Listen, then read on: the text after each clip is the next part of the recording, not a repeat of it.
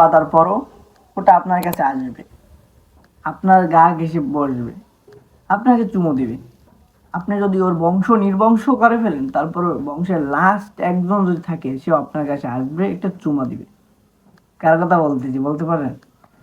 অবশ্যই সেই প্রাণীটির কথা বলতেছি, যে প্রাণীটি মানুষের শরীর থেকে সব থেকে বেশি পরিমাণ রক্ত এরা জানে। এরা যদি বেশি পরিমাণ খায় তাহলে তারা মারা যাবে, তারপরে এদের লোভ সামলাতে পারে না। তারপরে এরা সব বেশি পরিমাণ রক্ত যদি মানুষ বাধা না দেয়, তখন বেশি পরিমাণ রক্ত খেয়ে ওরা ওইখানে ডেট হয়ে যায়।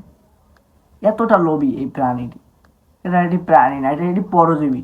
এটি মানুষের উপর নির্ভরশীল। শুধু মানুষ না, সে সৃষ্টি জগতে সকল প্রাণীদের উপরই নির্ভরশীল এই মশা। আপনার শরীর থেকে রক্ত নিয়ে এরা বেঁচে থাকে, এদের বংশ বিস্তার করে, এরা বংশ বেঁচে থাকে, সেই বংশ থেকে বিস্তার হয়। এডিস মশা এসে আপনাকে কামড়ে আপনাকেও মারতে পারে, সেই রকম ক্ষমতার অধিকারী। তাই আমরা কেন এদের বৃদ্ধি করার জন্য সাহায্য করবো? শুধু আমরাই না, সৃষ্টি জগতে সকল প্রাণীদের রক্তই এরা খেয়ে থাকে। শুধু এরাই না, পরজীবী উদ্ভিদ তো অনেক আছে, উকুন আছে, ফিতে কৃমি, লাল কৃমি রয়েছে, কিন্তু এরা শরীরে ততটা ক্ষতি করে না যতটা ক্ষতি মশা করতে পারে। আজকে ভিডিওটা সম্পূর্ণ মশাকে নিয়ে।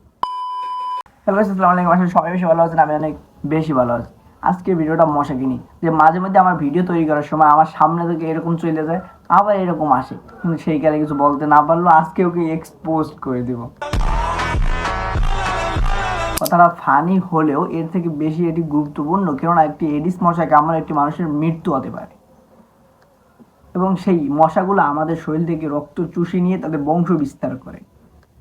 যদি সব থেকে বংশের সব থেকে ভয়ঙ্কর মশা হল এডিস মশা, যেগুলোকে ডেঙ্গু বলা হয়। এই ডেঙ্গু যদি একবার মানুষের কামড় দেয়, তখন মানুষের বাঁচার সম্ভাবনা খুবই কম হয়ে দাঁড়ায়।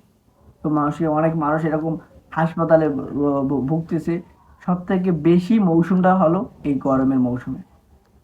আর যদি ফ্যানের কারেন্ট না থাকে, তখন তো এরা কামড় দিতেই হয়। এই গরমের মৌসুমে আপনার সাথে মশা একবার না একবার দেখা হবে, প্রতিদিন একবার হলেও দেখা হবে। এদের মাথা এতটাই সুচালো যে শুয়ের থেকেও এরা সেকেন্ডের ভিতর আপনার শরীরে শুয়ের মতো ঢুকিয়ে দিতে পারে। শরীরে এক প্রকার ব্যথা অনুভব করা হয়। মশা থেকে দূরে থাকবো, আমরা জীবনকে রক্ষা করব। আজকে ভিডিও পর্যন্ত। ভিডিওটা ভালো লাগলে একটা লাইক, একটা কমেন্ট, চ্যানেলটা সাবস্ক্রাইব করে দিয়ে। ভিডিওটা বেশি বাড়ায় নেই, শুধু একটু মানুষকে সতর্ক করলাম এডিস মশা থেকে। আজকের জন্য এই পর্যন্তই। Bye bye.